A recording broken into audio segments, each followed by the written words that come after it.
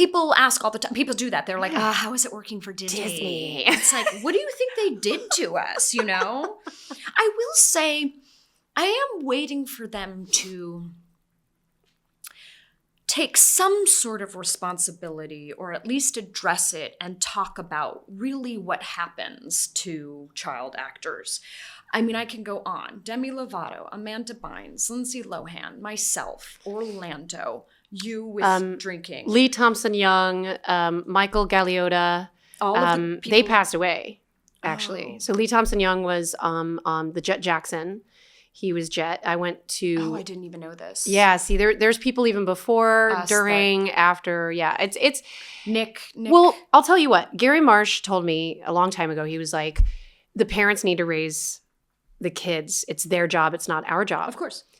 But there's such a thing as Child Protective Services. It's called CPS. It's what happens when the government has to be called because there are flagrant things and abuses happening to children.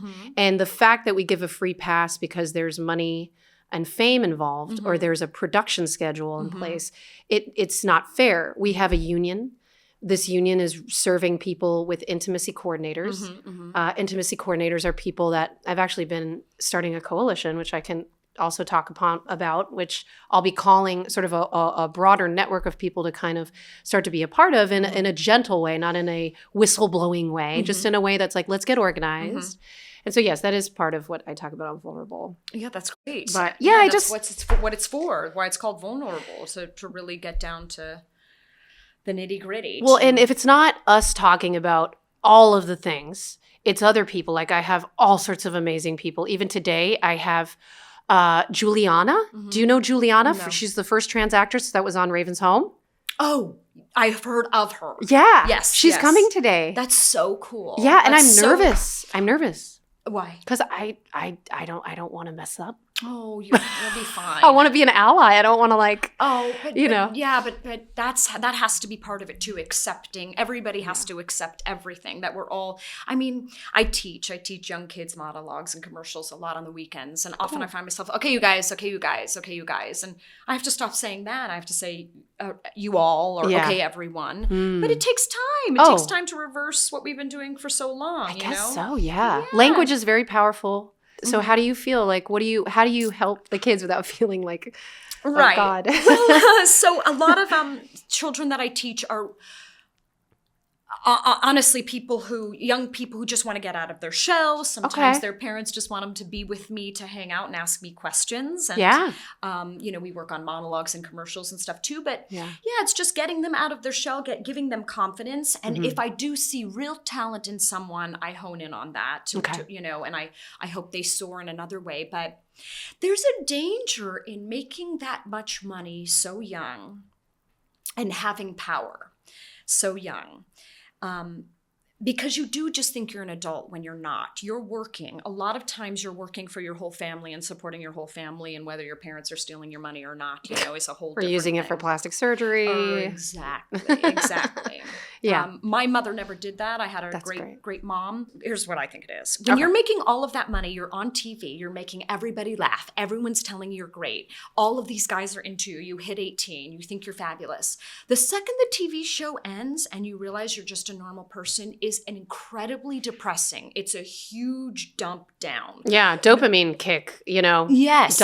Even just normal, regular life that young people are experiencing, that's normal for them. But when you're on this huge high and you come down, it's kind of a recipe for disaster. 100%. That's why you turn to drugs and alcohol. That's why we all did it. Really. Yeah. I remember one time my sister said, well, yeah, Lise, you're a child star. It's just a cliche. And I thought, oh my God, my own sister thinks I'm a cliche, that this is it. Yeah. And in a way, it was true. I made a lot of mistakes. I made a lot of mistakes. And you had a good relationship with your mom. I had a good relationship with my mom. See, so it's not just a parenting thing. It's a very complex issue. And it doesn't look like – what I find really strange about this whole thing is that the result is the same even with different situations. Family dynamic. Yeah. Even if your parents are great or not great. And honestly, this is what I say.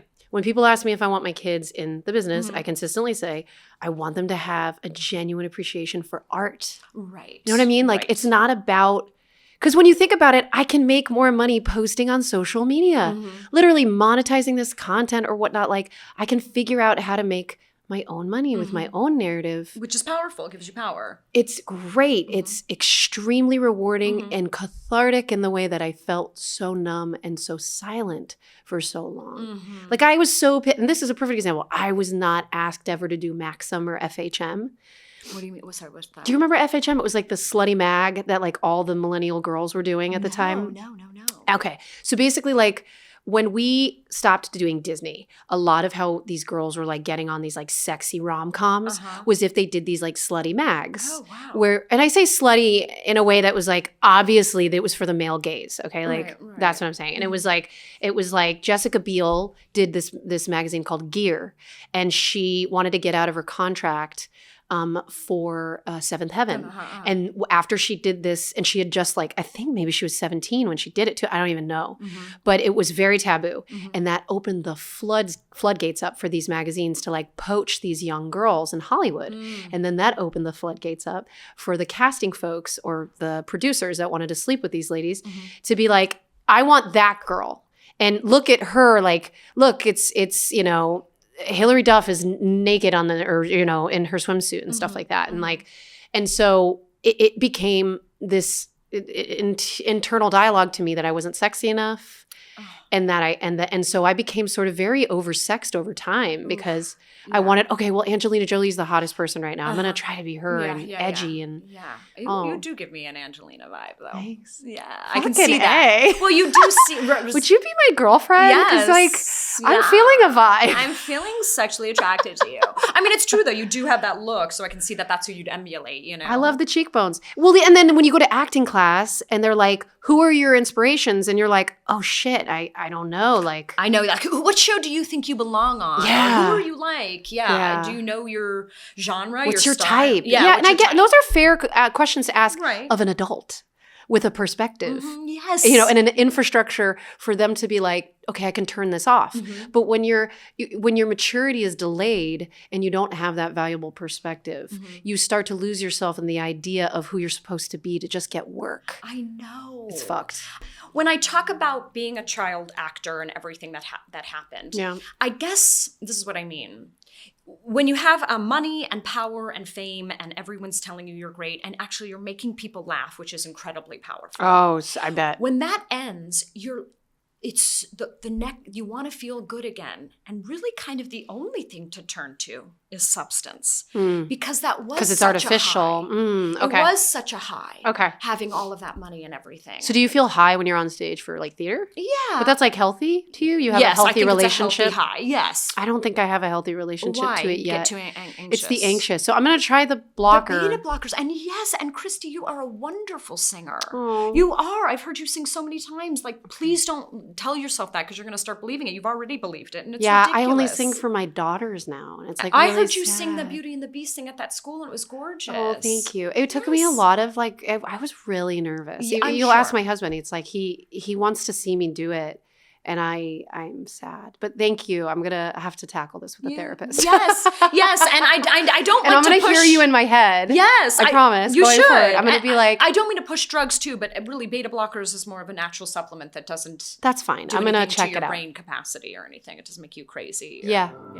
Thanks so much for checking out this clip for the Vulnerable Podcast. For the full episode, go ahead and check out my YouTube channel. That link is in the description. Thanks again.